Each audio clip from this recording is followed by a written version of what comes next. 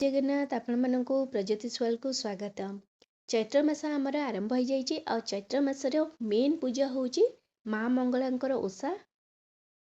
ଆଉ ମା ମଙ୍ଗଳାଙ୍କର ଓଷା ଏଇ ଚୈତ୍ର ମାସରେ କରାଯାଇଥାଏ। ଆଶ୍ୱିନ ମାସରେ ବି ମଧ୍ୟ ହେଇଥାଏ। ଆଶ୍ୱିନ ମାସରେ ଯେଉଁଟା ପୂଜା ହେଇଥାଏ ସେଟା ନିଶି ମଙ୍ଗଳବାର ମାନେ ରାତ୍ରିରେ ମାଙ୍କୁ ପୂଜା କରାଯାଇଥାଏ। ତାପରେ ହେଉଛି ଆଉ ଗୋଟେ ରହୁଛି ବାରମାସୀ ମଙ୍ଗଳବାର। ବାରମାସୀ ମଙ୍ଗଳବାର ଓଷା ଅର୍ଥ ହେଉଛି ବର୍ଷକ 12 ମାସରେ ଏହି ପୂଜାଟି କରାଯାଇଥାଏ। ଯେଉଁମାନେ ବାରମାସୀ ମଙ୍ଗଳବାର ଓଷା କରୁଛନ୍ତି ସେମାନେ ଘରେ ପୂଜା କରିବା ସହିତ ମାଙ୍କୁ ବାହାରେ ମଧ୍ୟ ମଙ୍ଗଳବାରରେ ହିଁ ମାଙ୍କୁ ମଧ୍ୟ ପୂଜା କରାଯାଇଥାଏ। ମାଙ୍କୁ ଦେଖନ୍ତୁ, ଯେଉଁମାନେ ଘରେ ବାରମାସୀ ମଙ୍ଗଳବାର କରୁଛନ୍ତି ବର୍ଷକ ସାରା, ତ ମାଙ୍କୁ ଯେଉଁମାନେ ଘରେ ପୂଜା କରୁଛନ୍ତି ତ ସେମାନେ 3 ପ୍ରକାର ପୂଜା କରିପାରିବେ। ମାଙ୍କୁ 3 ପ୍ରକାର ମାନେ ପୂଜା କରିବେ, ମାନେ 3 ପ୍ରକାର ପୂଜା କରିପାରିବେ। କେମିତି ଦେଖନ୍ତୁ, ପ୍ରଥମେ ଫଟୋ ମାନେ ଯେଉଁମାନଙ୍କ ପାଖରେ ମାଙ୍କର ଫଟୋ ରଖି ପୂଜା କରିପାରିବେ। ଦ୍ୱିତୀୟ ହେଉଛି ମୂର୍ତ୍ତି ରଖି ପୂଜା କରିପାରିବେ।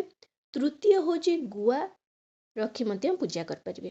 ପ୍ରଥମ ହେଉଛି ଫଟୋ। ଦେଖନ୍ତୁ, ଆପଣ ବାହାରୁ ଫଟୋ ଗୋଟେ ମାଙ୍କର ନେଇ ଆସିଲେ ତ ସେଥିରେ ମାଙ୍କୁ ପୂଜା କରିପାରିବେ।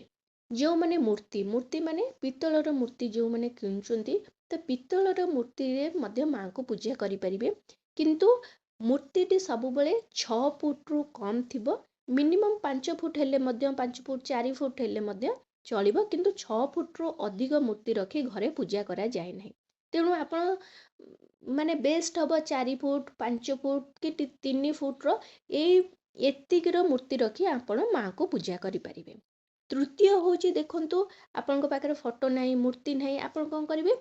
କୌଣସି ମା ମଙ୍ଗଳାଙ୍କର ମନ୍ଦିର ଯିବେ, ସେଠୁ ମାଙ୍କ ପାଖରୁ ଗୋଟେ ଗୁଆ ଆଣିବେ, ସେଠି ପୂଜା କରିବେ। ସେହି ଗୁଆକୁ ଆପଣ କ'ଣ କରିବେ? ଘରେ ରଖି ମଧ୍ୟ ପୂଜା କରିପାରିବେ। ଠିକ୍ ଅଛି। ଦେଖନ୍ତୁ, ଫାଷ୍ଟ ହେଉଛି ଯେଉଁମାନଙ୍କ ପାଖରେ ଫଟୋ ଅଛି ସେମାନେ କ'ଣ କରିବେ? ଦେଖନ୍ତୁ, ଆପଣ ବାରମାସୀ ମଙ୍ଗଳବାର କରୁଛନ୍ତି, ଏଇ ଚୈତ୍ର ମାସରେ ଯଦି ଆପଣ ଆରମ୍ଭ କରିଛନ୍ତି ବହୁତ ଭଲ। କାରଣ ଚୈତ୍ର ମାସରେ ମାଙ୍କର ମାନେ ବିଶେଷ ଭାବରେ ପୂଜା ଅର୍ଚ୍ଚନା କରାଯାଏ। ତ ତେଣୁକରି ଚୈତ୍ର ମାସରେ ଆରମ୍ଭ କରନ୍ତୁ। ଯେଉଁମାନେ ବାରମାସୀ ମଙ୍ଗଳବାର ଆରମ୍ଭ କରିବାକୁ ଚାହୁଁଛନ୍ତି ସେମାନେ ଚୈତ୍ର ମାସରେ ଆରମ୍ଭ କଲେ ବହୁତ ଭଲ।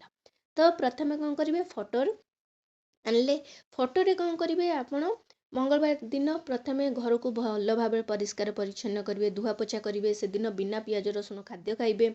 ତା ବ୍ୟତୀତ ପ୍ରଥମେ ଘର ଠାକୁରଙ୍କୁ ପୂଜା କରିଦିଅନ୍ତୁ। ତା ସହିତ ଆପଣ ଘର ଠାକୁରଙ୍କ ସହିତ ଫଟୋ ଯେହେତୁ ପୂଜା କରୁଛନ୍ତି ସେଇଠି ମଧ୍ୟ ଆପଣ ପୂଜା କରିପାରିବେ।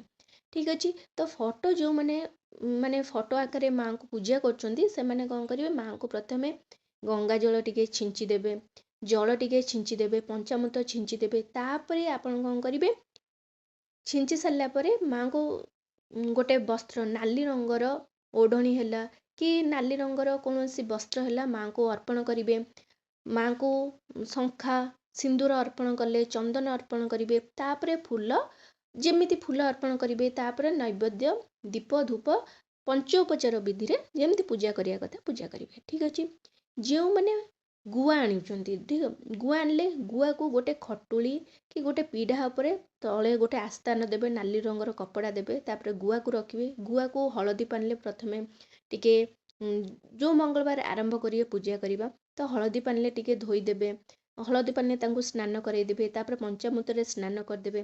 ତାପରେ ଶୁଦ୍ଧ ଜଳରେ ସ୍ନାନ କରିସାରିଲା ପରେ ମାଙ୍କୁ କ'ଣ କରିବେ? ସେଇଠି ଯେଉଁଠି ଆପଣ ଗୋଟେ ପିଢ଼ା ନହେଲେ ଖଟୁଲେ ତଳେ ଗୋଟେ ନାଲି କପଡ଼ା ଦେଇ ତାପରେ କ'ଣ କରିବେ? ଗୁଆଟି ରଖିବେ। ଗୁଆଟି ରଖି ସାରିଲା ପରେ ତା ଉପରେ ଗୋଟେ ଓଢ଼ଣୀ, ମାନେ ମାଙ୍କୁ ଯେମିତି ଆପଣ ବସ୍ତ୍ର ଅର୍ପଣ କରନ୍ତି ତ ଗୁଆକୁ ଆପଣ ମା ବୋଲି ଭାବି ଆପଣ କ'ଣ କରିବେ? ତାଙ୍କୁ ପୂଜା କରିବେ। ତାପରେ ଚନ୍ଦନ ସିନ୍ଦୁର, ତାଙ୍କୁ ଶଙ୍ଖା ଫୁଲ, ଦୀପ ଧୂପ ଝୁଣା କର୍ପୂର ନୈବେଦ୍ୟ ଦେଇ ପୂଜା କରିବେ। ଠିକ୍ ଅଛି। ଯେଉଁମାନେ ମୂର୍ତ୍ତି ରଖି ପୂଜା କରୁଛନ୍ତି, ଯେଉଁମାନେ ପ୍ରଥମ ଥର ମୂର୍ତ୍ତି ଆଣୁଛନ୍ତି ତାଙ୍କୁ ବିଶେଷ ଭାବରେ ପୂଜା କରାଯାଏ ମୂର୍ତ୍ତିକୁ। କାରଣ ମୂର୍ତ୍ତିକୁ ଯେତେବେଳେ ପ୍ରଥମ ଥର ଆଣୁଛନ୍ତି ତାଙ୍କର ପ୍ରତିଷ୍ଠା ହେଇଥାଏ। ଘରେ ଗୋଟେ ଛୋଟ ହୋମଟେ ହେଇଥାଏ। ତାପରେ ମାଙ୍କର ପ୍ରତିଷ୍ଠା ହେଇସାରିଲା ପରେ ମାଙ୍କୁ ପୂଜା କରାଯାଇଥାଏ। ପ୍ରଥମେ ପ୍ରତିଷ୍ଠା କରିଦେଲେ, ହୋମ କରିଦେଲେ, ତାପରେ ଯେଉଁ ମଙ୍ଗଳବାର ସବୁ ପଡ଼ିଥାଏ ସେ ମଙ୍ଗଳବାରରେ ମାଙ୍କର ମାର୍ଜନା କରାଯାଏ। ତାପରେ ତାଙ୍କୁ ସ୍ନାନ କରାଯାଇଥାଏ। ତାପରେ ମାଙ୍କୁ ପୂଜା କରାଯାଇଥାଏ। ମାର୍ଜନା କେମିତି କରିବେ? ମାର୍ଜନା ଚନ୍ଦନ ଗୋଟେ ପିତ୍ତଳ ଥାଳି ବା ଗୋଟେ କଂସା ନେବେ, ସେଥିରେ ଆପଣ କ'ଣ କରିବେ, ମାଆଙ୍କୁ ଗୋଟେ ପତଳା ବସ୍ତ୍ର ପିନ୍ଧେଇ ଦେବେ। ଠିକ୍ ଅଛି, ମାଆଙ୍କ ମୂର୍ତ୍ତିରେ ପତଳା ବସ୍ତ୍ର ପିନ୍ଧେଇ ଦେବେ। ନାଲି ରଙ୍ଗର ବସ୍ତ୍ର କି ଧଳା ରଙ୍ଗର ଗୋଟେ ବସ୍ତ୍ର ପିନ୍ଧେଇ ଦେବେ, ପତଳା ବସ୍ତ୍ର। ତାଙ୍କୁ ପିନ୍ଧେଇ ସାରିଲା ପରେ ତାଙ୍କୁ ଗୋଟେ ଢାଳରେ ଆପଣ କ'ଣ କରିବେ, ସେଥିରେ କି ଆପଣ କ'ଣ କରିବେ, ଚନ୍ଦନ, ହଳଦୀ, କର୍ପୂର, ଜାଇଫଳ, ଅଁଳା ଗୁଣ୍ଡ, ଆକୁ ଗୁଣ୍ଡକୁ ସବୁ ମିଶେଇ ମାଆଙ୍କୁ ଗୋଟେ ଲେପ ଦେବେ। ଚୁଆ ତେଲ, ତ ୟାକୁ କ'ଣ କରିବେ, ମାଆଙ୍କର ଗୋଟେ ଲେପ ଦେବେ। ଲେପ ଦେଇ ସାରିଲା ପରେ ଆପଣ କ'ଣ କରିବେ, ପଞ୍ଚାମୃତରେ ତାଙ୍କୁ ସ୍ନାନ କରେଇଦେବେ। ପଞ୍ଚାମୃତରେ ସ୍ନାନ କରିସାରିଲା ପରେ ଆପଣ ଗଙ୍ଗା ଜଳରେ ମାଆଙ୍କୁ ସ୍ନାନ କରିସାରିଲା ପରେ ତାଙ୍କୁ ଗୋଟେ ଭଲ ସଫା ଲୁଗାରେ ମାଆଙ୍କୁ ଆପଣ ପୋଛି ଦେବେ। ପୋଛି ଦେଇ ସାରିଲା ପରେ ମାଆଙ୍କୁ ଲାଲ ରଙ୍ଗର ବସ୍ତ୍ର ପିନ୍ଧେଇ ଦେବେ। ତାଙ୍କୁ ଓଢ଼ଣୀ, ଲାଲ ରଙ୍ଗର ଓଢ଼ଣୀ ମାନେ ଓଢ଼ଣୀ ଅର୍ପଣ କରିବେ। ତାପରେ ମାଆଙ୍କୁ ଶଙ୍ଖା, ସିନ୍ଦୁର, ଚନ୍ଦନ ଅର୍ପଣ କରିବେ। ଠିକ୍ ଅଛି। ଯଦି ଆପଣଙ୍କ ପାଖରେ ମାନେ ଆପଣ ଚନ୍ଦନ, ଅଁଳା ଗୁଣ୍ଡ, କର୍ପୂର, ଜାଇଫଳ ଏସବୁ ନାହିଁ, ତାହେଲେ ଆପଣ କ'ଣ କରିବେ, ମାଆଙ୍କୁ ଯେତେବେଳେ ମାର୍ଜନା କରୁଛନ୍ତି ଆପଣ ସେଇ ପିତ୍ତଳ ଥାଳି ବା ପିତ୍ତଳ କଂସା ଗୋଟେ ନେଇ ମାଆଙ୍କୁ ବସେଇବେ। ହଳଦୀ ଆଉ ଚନ୍ଦନ ଥିବ, ହଳଦୀ, ଚନ୍ଦନ, କର୍ପୂର ଥିବ। ତ ଏତିକିରେ ଆପଣ କ'ଣ କରିବେ, ମାଆଙ୍କୁ ପ୍ରଥମେ ହଳଦୀର ଗୋଟେ ଲେପ ଲଗେଇଦେବେ। ଠିକ୍ ଅଛି। ତାପରେ ଆପଣ ପଞ୍ଚାମୃତରେ ସ୍ନାନ କରିବେ। ଯଦି ପଞ୍ଚାମୃତ ନାହିଁ ତ କଞ୍ଚା କ୍ଷୀରରେ ମଧ୍ୟ ମାଆଙ୍କୁ ସ୍ନାନ କରିଦେବେ। ତାପରେ ଗଙ୍ଗା ଜଳରେ ସ୍ନାନ କରି ଆପଣ କ'ଣ କରିବେ, ମାଆଙ୍କୁ ସଫା ଲୁଗାରେ ପୋଛି ପାଛି ଦେଇ ତାପରେ ଲାଲ ରଙ୍ଗର ଓଢ଼ଣୀ ଦେଇ ମାଆଙ୍କୁ ଲାଲ ରଙ୍ଗର ବସ୍ତ୍ର ଦେଇ ମାଆଙ୍କୁ ଆପଣ କ'ଣ କରିବେ, ବସେଇବେ। ବସେଇ ସାରିଲା ପରେ ଚନ୍ଦନ, ସିନ୍ଦୁର ଅର୍ପଣ କରିବେ। ମାଆଙ୍କୁ ଫୁଲ ଅର୍ପଣ କରିବେ। ଫୁଲ ଭିତରେ ନାଲି ମନ୍ଦାର, କଳା ଅପରାଜିତା, କନିଅରି, ଟଗର ଫୁଲ, ଏ ଫୁଲ ଆପଣ ଅର୍ପଣ କରିପାରିବେ। ତା ସହିତ ବେଲପତ୍ର ମାଆଙ୍କୁ ଅତି ପ୍ରିୟ, ବେଲପତ୍ର ଅର୍ପଣ କରିବେ। ଦୀପ, ଧୂପ, ଝୁଣା ଲଗେଇବେ। ତାପରେ ଆପଣ କରିବେ ନୈବେଦ୍ୟ ଅର୍ପଣ କରିବେ। ଆପଣଙ୍କ ପାଖରେ ମୂର୍ତ୍ତି ହଉ କି ଫଟୋ ହଉ କି ଗୁଆ ହଉ, ତିନୋଟି ଉପରେ ଯାହା ବି ହଉ ଆପଣ ମାଆଙ୍କୁ ଫଳମୂଳର ଭୋଗ ଲଗେଇ ପାରିବେ। ଖଇ, ଉଖୁଡ଼ା, ଫଳମୂଳ ଯାହା ବି ଅଛି ଆପଣଙ୍କ ପାଖରେ, ନଡ଼ିଆ ମାଆଙ୍କୁ ଅତି ପ୍ରିୟ, ନଡ଼ିଆର ଭୋଗ ଲଗେଇ ପାରିବେ। ତାପରେ ମେନ୍ ହେଉଛି ପଣା ଭୋଗ। ପଣା ଭୋଗ ଯେମିତି ହେଲେ କମ୍ପଲସରି ଲାଗିବ। ଆପଣ ବାରମାସୀ ମଙ୍ଗଳବାର କରନ୍ତୁ କି ଚୈତ୍ର ମଙ୍ଗଳବାର କରନ୍ତୁ କି ନିଶି ମଙ୍ଗଳ, କାରଣ ପଣା ଭୋଗ ହେଉଛି ମାଆଙ୍କର ଅତି ଅତି ଅତି ପ୍ରିୟ ଭୋଗ।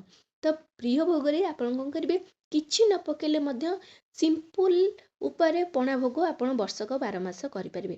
କଞ୍ଚା କ୍ଷୀର, କ୍ଷୀରକୁ ବିଲକୁଲ ଉଷୁମ କରିବେନି, କଞ୍ଚା କ୍ଷୀର ହିଁ କେବଳ ନେବେ। କଞ୍ଚା କ୍ଷୀର, ଦହି, ଛେନା, ଗୁଡ଼, କଦଳୀ, ଏତିକି, ଆଉ ଟିକେ ଘିଅ, କଞ୍ଚା ଘିଅ ଟିକେ ଦେବେ। ତା ସହିତ ଆପଣ ଗୋଲମରିଚ ଗୁଣ୍ଡ, ଅଦା ଛେଚା ଏତିକି ପକେଇ ଆପଣ କ'ଣ କରିବେ, ପଣା ଭୋଗ ମାଆଙ୍କୁ ସେଇଠି ଅର୍ପଣ କରିବେ। ମାଆଙ୍କୁ ଅର୍ପଣ କରିସାରିଲା ପରେ ଆଉ କିଛି ଚଣ୍ଡ ଭୋଗ କ'ଣ କରିବେ, ବାହାରେ ଅର୍ପଣ କରିବେ। ଠିକ୍ ଅଛି। ତାପରେ ଆପଣ ଆଳତି କରିବେ ମାଆଙ୍କର ଯଦି ଆପଣଙ୍କ ପାଖରେ କିଛି ବହି ଅଛି ସେ ବହି ମଧ୍ୟ ପାଠ କରିବେ। ଏଇଟା ହେଉଛି ଘର ଭିତରର ପୂଜା ବାରମାସୀ ମଙ୍ଗଳବାର। ତାପରେ ଘର ବାହାରେ ଆପଣ କେମିତି ପୂଜା କରିବେ, ଘର ବାହାରେ ଆପଣ କ'ଣ କରିବେ, ଯେମିତି ଆପଣ ଚୈତ୍ର ମଙ୍ଗଳବାରରେ ପୂଜା କରୁଛନ୍ତି ଗୋଟେ ପାନ୍ଥଇ ଖୋଳି ଦେବେ। ଯଦି ଆପଣ ପାନ୍ଥଇ ଖୋଳି ବି ପାରୁନାହାନ୍ତି, ପ୍ରଥମେ କ'ଣ କରିବେ, ସେଇ ସ୍ଥାନକୁ ଭଲ ଭାବରେ ଟିକେ ଗୋବର ପାଣିରେ ଲିପି ଦେବେ। ଲିପି ସାରିଲା ପରେ ଆପଣ କ'ଣ କରିବେ, ମାଟି ଅଛି ଯଦି ନାଲି ମାଟି ସେଥିରେ ଲିପି ଦେବେ। ଟିକେ ମୁରୁଜ ପକେଇବେ। ମୁରୁଜ ପକେଇ ସାରିଲା ପରେ ଗୁଆ ଗୋଟେ ରଖିବେ। ସେଇ ଗୁଆକୁ ଟିକେ ହଳଦୀ ପାଣି, ତାର ସେଇ ସ୍ଥାନରେ ଟିକେ ଗଙ୍ଗା ଜଳ, ପଞ୍ଚାମୃତ ଛିଞ୍ଚି ଦେବେ। ଟିକେ ହଳଦୀ ପାଣିରେ ତାକୁ ଧୋଇଦେବେ ସେଇ ସ୍ଥାନକୁ। ଯଦି ପାନ୍ଥଇ ଖୋଳିଛନ୍ତି ସେଇ ସ୍ଥାନରେ ପାନ୍ଥଇକୁ ମଧ୍ୟ ହଳଦୀ ପାଣିରେ ଧୋଇଦେବେ। ତାପରେ ଗୁଆରେ କ'ଣ କରିବେ, ହଳଦୀ ପାଣିରେ ଧୋଇଦେବେ, ପଞ୍ଚାମୃତରେ ଗଙ୍ଗା ଜଳରେ ଧୋଇ ଗୁଆକୁ ସେଇ ପନ୍ଥେଇ ବା ଆପଣ ଯେଉଁ ପ୍ଲେନ୍ ଜାଗାଟା ଅଛି ସେଇଠି ରଖିଲେ। ତାପରେ ଆପଣ କ'ଣ କରିବେ, ସେଥିରେ ଫୁଲରେ ନାଲି ମନ୍ଦାର, ଅପରାଜିତା, କନିଅରି ଫୁଲ, ଟଗର ଫୁଲ, ଏ ଫୁଲ ସବୁ ଦେବେ। ତାପରେ ଆପଣଙ୍କର ଦୀପ, ଧୂପ, ଝୁଣା, କର୍ପୂର ଦେବେ।